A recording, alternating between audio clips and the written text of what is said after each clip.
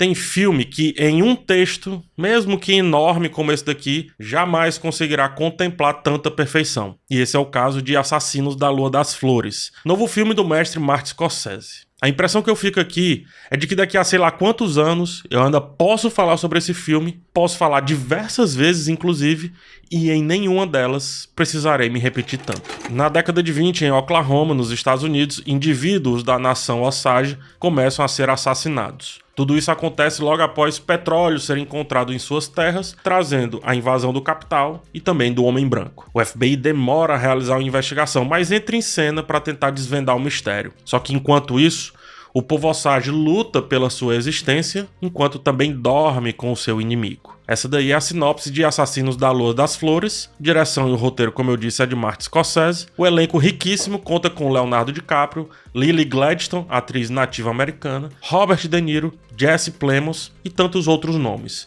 O filme é a adaptação do livro de mesmo nome escrito pelo jornalista David Grann, um livro que denunciou, que tirou do apagamento essa história que agora a gente vê em tela. O filme é, essencialmente, uma denúncia forte e muito impactante. Como seu material base vem de um livro-reportagem que escavou o caso dos Osage, o roteiro teve muitos elementos para construir a denúncia com firmeza e ampla argumentação. E junto com isso, o texto encontra diversas maneiras de explorar vários temas a partir da ficção, dando mais peso e também mais possibilidades de pontos de vista.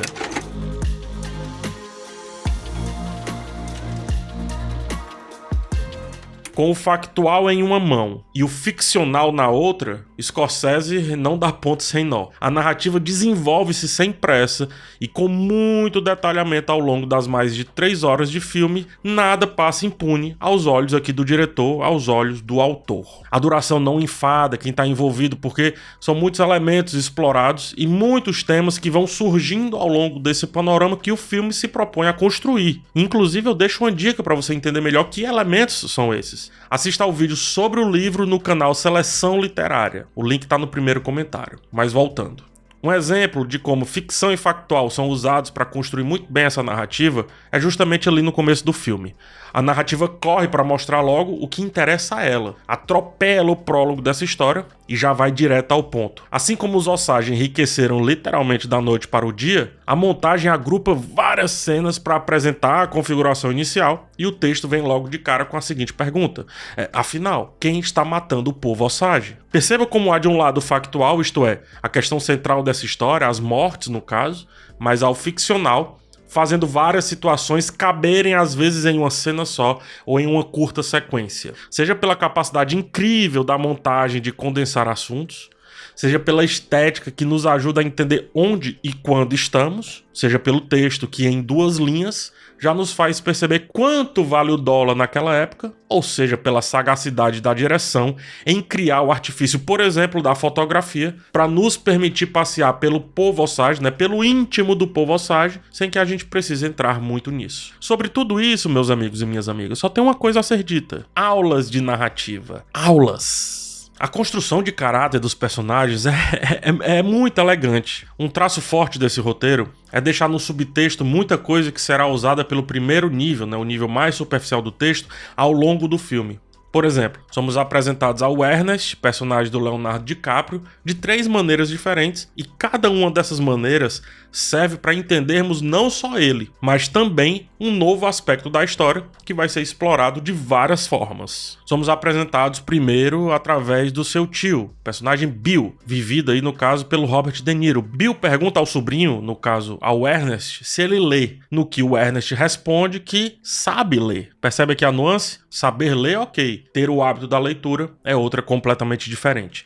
Isso explica perfeitamente um traço do caráter do nosso protagonista, que é, no caso, também um traço dos vários homens brancos que chegam àquela região em busca de enriquecimento fácil. Ele pode não ter hábito, pode não ser culto, pode não ser perfeito para uma tarefa, mas sabe que tem que fazer aquilo, e é isso que importa. Sendo assim, uma característica que ele tem é de ser um personagem adaptável, se adapta ao tio, ao povo Osage, àquele meio e principalmente ao seu desejo por dinheiro. Desejo que deixa muito bem claro, sem nem mesmo ser perguntado. E esse é o segundo modo de apresentação do personagem. Ele fala que ama dinheiro e assim nos convida a colocar em perspectiva todas as suas ações, sempre baseando-se nisso, bem como todas as ações dos que chegam ali, como um dia o Ernest chegou. Até então temos que ele é um personagem adaptável e ganancioso, mas ainda tem a terceira apresentação. E eu acredito que a mais importante e mais interessante também. Ernest passa a dirigir para Molly, uma Osage, inclusive muito bem vivida pela Lily Gladstone. Numa dessas, passa uma corrida de carros bem pertinho deles, e o Ernest se perde da tarefa que estava fazendo ao ficar observando aquela correria. Molly pergunta se ele havia apostado naquela corrida, no que ele diz que não, enquanto seu rosto demonstra um genuíno interesse por aquele alvoroço. Por quê? Ora, porque o mundo ao seu redor está interessado naquilo. Todos os homens estão fascinados pelos carros que cruzam a pista. E como o Ernest não pode ficar de fora disso, automaticamente se interessa também. Essa atitude tanto demonstra o interesse bobo do ser masculino por coisas igualmente bobas, como também dá a ideia de uma ganância construída pelo meio, uma ganância manipulada pelo contexto. Portanto, Ernest é adaptável, ganancioso e manipulável. Mais interessante é como o roteiro usará essas características, ora a favor dos antagonistas, isso no caso para mostrar o triunfo deles, ora a favor das vítimas, também para mostrar o triunfo delas. Triunfo que demora, mas que chega. Molly, sagaz como se demonstra ser ao longo do filme, também se utilizará de cada uma dessas características na hora certa. E no final, o grande arremate passa também por isso.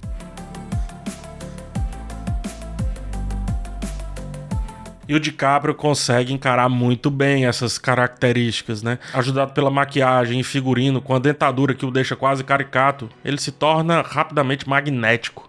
O sotaque, o olhar inquieto, a burrice que vai dando lugar a uma certa esperteza, tudo isso obviamente por conta do desejo, né? Ou seja, a burrice substituída pelo desejo, tudo tá lá muito bem desenhado pelo ator. De Niro é brilhante, tem 2 ou 3 cenas só pra ele. Uma delas é feita no idioma nativo, elevando o grau de dificuldade, mas que o ator parece simplesmente não se importar. Todos os seus diálogos guardam uma segunda camada, e apesar do mérito ser inicialmente do texto, é o De Niro quem dá cabo à proposta, com até mesmo um certo desdém. Aquele desdém de quem sabe tão bem fazer aquilo que parece fácil. Jesse Plemons aparece trazendo um certo refresco ao filme quando, com ele, arrasta diversos novos elementos para a narrativa, inclusive renovando-a para outros gêneros. Vem um quê de máfia, um quê de filme policial, e tudo isso por conta da entrada de seu personagem. Lily Gladstone, essa constrói uma personagem misteriosa, soturna, daquele tipo de gente que tem várias intenções, mas não as deixa evidente, nem mesmo para os seus mais próximos e talvez aliados. Molly é difícil de acessar e a Lily é filmada em close-up diversas vezes para exemplificar como nem com a câmera quase colada em seu rosto ela vai nos entregar os sentimentos que ali está sendo construído, que ali estão sendo construídos. O andar devagar, a fala cadenciada, o olhar milimetricamente planejado e, sobretudo, o sorriso cerrado, mais debochado e constante, tudo isso é o ouro dessa atuação brilhante. O caráter de todos é muito bem construído dessa forma que eu falei, né? 2, 3, 4 cenas que trazem subtemas a partir de outro tema que parece corriqueiro, mas que cedo ou tarde ganhará o filme. E numa dessas cenas, Ernest e Molly, né, Léo e Lily, dividem um jantar que mostra o espetáculo de atuação dos dois. Eles decidem beber uísque dos bons. Só que quando vão usufruir da garrafa, começa a chover e a nativa se coloca a contemplar a tempestade, enquanto o Ernest insiste em encher os copos. Essa cena inicia muitas cenas atrás, justamente quando falam que o povo Osage não gosta de quem fala muito, não gosta de quem é muito espalhafatoso, e ela, Molly, deixa claro que Ernest fala muito. E Léo DiCaprio deixa claro que Ernest também fala muito. Se dá nessa singela cena a luta entre o contemplativo e o alvoroço que a vida acelerada traz. Falar muito, fazer muito, querer muito, cada vez mais inclusive, foi o motivo da ruína dos assassinos dos indígenas. E assim, uma cena aparentemente simples ressoa em praticamente todo o filme, como são quase todas as cenas que aparentam essa tal simplicidade. É como se as cenas terminassem, mas nunca acabassem. A não ser quando o filme chega ao fim. E aí, talvez, o emaranhado das cenas possa se concluir. Parece um poema que você precisa necessariamente chegar ao final para entender o começo. E a partir disso, o grande todo. Molly é muito bem utilizada pela trama geral aqui para definir o povo Osage como um todo. Ora, não se tem como mostrar cada um daqueles. E por isso, as individualidades deles. Mas a personagem é um condensado das dualidades desse povo dentro daquele contexto em que o capital chegou avassalando e mudando tudo. Ela mistura o certo apego que o povo tem com a natureza, em contraponto à ganância de estar dentro daquela vida. Mistura fragilidade, a partir, no caso, das mazelas que o homem branco aumenta com a sua presença, com também a capacidade de sobreviver como uma flor num local inóspito. Mistura a sagacidade de saber que querem seu dinheiro com impulsos baseados em seus desejos mais íntimos e até carnais. Mistura sobretudo a percepção de que o povo Osage não tem nada de coitadinho, mas que também foi tão atropelado pela indústria do petróleo, automóvel, máquinas, progresso, pela proposta de colonização que o branco parece carregar consigo, que às vezes é melhor colocá-los como coitadinhos, sim. A sagacidade de Molly é usada para que a gente entenda a sagacidade dos Osage, bem como as fraquezas de aceitar situações por imposição do meio, do progresso e também da ganância, desejo e dos vícios. Ora, se o europeu trouxe mazelas físicas, doenças, para a colonização mais do lado de cá, naquele contexto específico ali, o homem branco leva as mazelas estruturais de uma sociedade que se consome sozinha a cada novidade que o progresso propõe. Nas entrelinhas de tudo, o roteiro, muito bem ajudado pela montagem, coloca elementos para nos fazer pensar um contexto mais amplo dos Estados Unidos. Ao trazer cenas do massacre de Tulsa, evidencia como o genocídio Osage ia muito além de um crime local. Era parte de uma rede, uma grande higienização da América do Norte, higienização do ponto de vista deles, tá? Dessa América do Norte que eliminava paulatinamente qualquer diferente do homem branco. Em Tulsa, foram os negros que prosperaram uma região e foram literalmente massacrados. Na região do filme, na região de Oklahoma, foram os povos originários sendo retirados sistematicamente de suas terras e também de suas riquezas, até sobrar só e somente só o homem branco. No futuro, ainda tem quem diga que o rico conquistou a sua grana, o que passa até a ser lógico, né? Só não se diz à custa de que ou de quem. Nesse caso, como em tantos outros, a custo do alheio e, mais especificamente, às custas de vítimas que estavam encurraladas nas suas próprias terras. Os Osage já estavam onde estavam porque haviam fugido do homem branco e agora, sem mais para onde fugir, iam para debaixo da terra junto com sua cultura, tal como um cachimbo lá no começo do filme ou um pente que é mostrado ser colocado delicadamente no rio enquanto a água leva esse objeto que desaparece e marca o fim de mais uma vida. Tudo isso, todos esses apagamentos, com validação do governo que demorava a agir a favor das vítimas, não antes sem validar bizarrices como a KKK, que é mostrada en passant aqui no filme, mas que serve para explicitar, sem expor, o contexto de uma época que o Estado ele estava mais ao lado dos opressores do que daqueles que literalmente se tornavam minoria.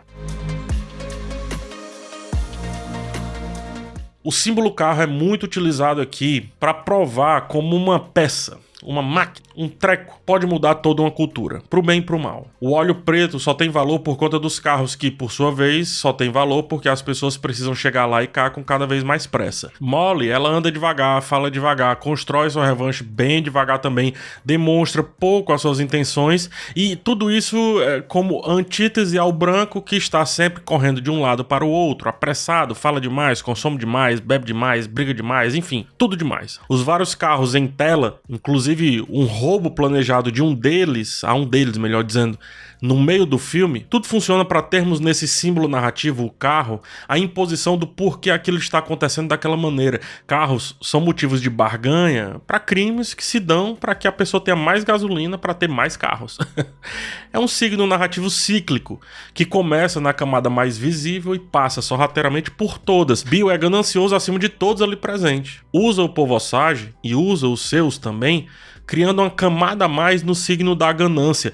Cada vez mais o filme se enche de brancos e cada vez menos de Osages. Cada vez mais o filme se enche de carros e cada vez menos de cavalos.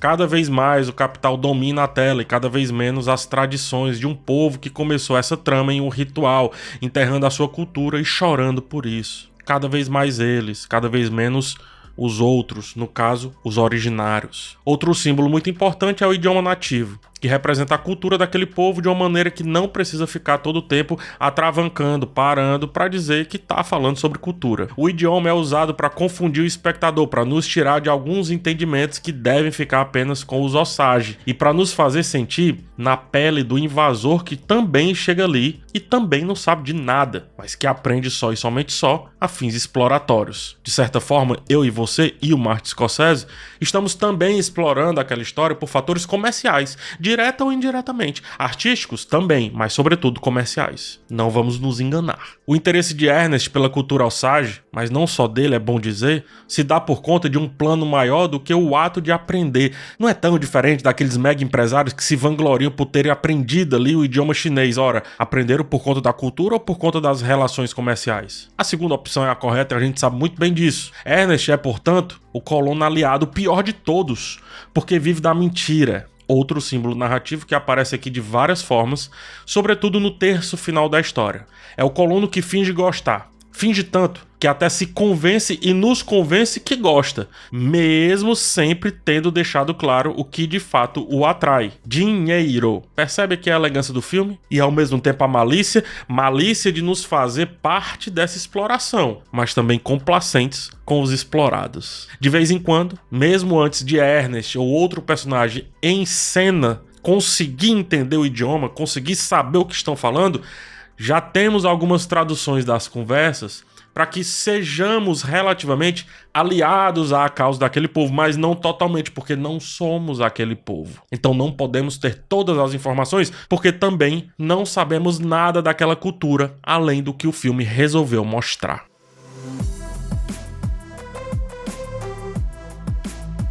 Scorsese não nos deixa descansar um minuto sequer. Os diálogos longos são entrecortados por uma montagem que não respeita a continuidade, porque de fato não precisa respeitar.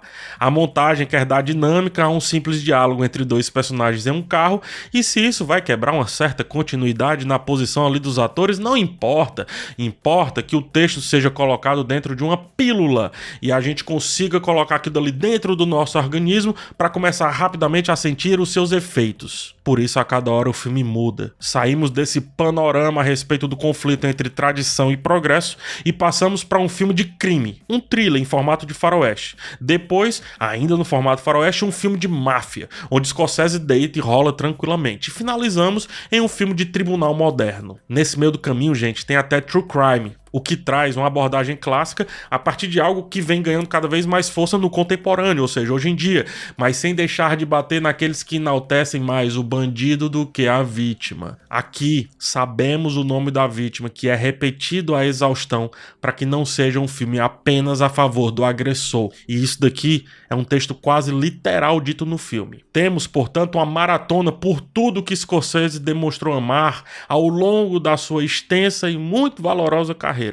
Não à toa, o mestre se coloca em cena no momento crucial, dizendo: eu estou aqui, eu assino tudo que eu disse aqui, eu dou cabo e voz ao que eu trouxe para vocês. Ele se põe para ir além do dirigido e escrito por. Esse é um filme de Martin Scorsese sobre essa história. É assinado por ele. Faltou colocar isso em tela, assim, ó, assinado Martin Scorsese. Assassinos da Lua das Flores, essa grande denúncia de um tema extremamente extremamente complexo. Joga luz em uns Estados Unidos de uma época que insiste em continuar e vai se adequando como uma mentira atrás da outra. Trabalha com muita elegância os temas do progresso e da ganância, tudo figurando tanto na adaptabilidade de seu protagonista, personagem aí do Leonardo DiCaprio, mas também na sua capacidade de ser corrompido e manipulado pelo meio. Não trata os nativos como pobres coitados e expõe suas cumplicidades, mas também vai fundo na ferida real. O homem branco que, tal como uma onda, chega derrubando tudo ou preparando as bases para que os nativos caiam supostamente sozinhos. Scorsese é infinito e em mais de 3 horas consegue entregar tantos diferentes filmes no mesmo filme que é impossível não se apegar, caso haja, obviamente, o interesse inicial do espectador. Lily Gladstone, como a Molly, é a cereja do bolo. Sua frieza contemplativa reflete como o povo Osage não é que se deixou levar, é que foi levado, mesmo observando as atrocidades e deixando para agir só na hora certa. De quebra, um belíssimo panorama de uma região do globo que, repito, se recusa em deixar de ser tão gananciosa como sempre foi. Apenas muda o foco constantemente, como o mal que toma várias formas ao longo das eras, inclusive se colocando como aliado na maioria das vezes. E é isso. Muito obrigado por ter chegado até o final desse vídeo. Agora eu tenho 3 pedidos para te fazer. Se chegou até aqui, não tem por que você não dar um like, espero que você já tenha dado ao longo do vídeo. Também te peço agora para se inscrever no canal e ir na descrição porque tem link para os meus livros. São 2 livros publicados e também um conto já prontinho para você. Daqui a pouco haverá muito mais. É isso, gente. Muito obrigado, um forte abraço em vocês, a gente se vê numa próxima oportunidade e tchau.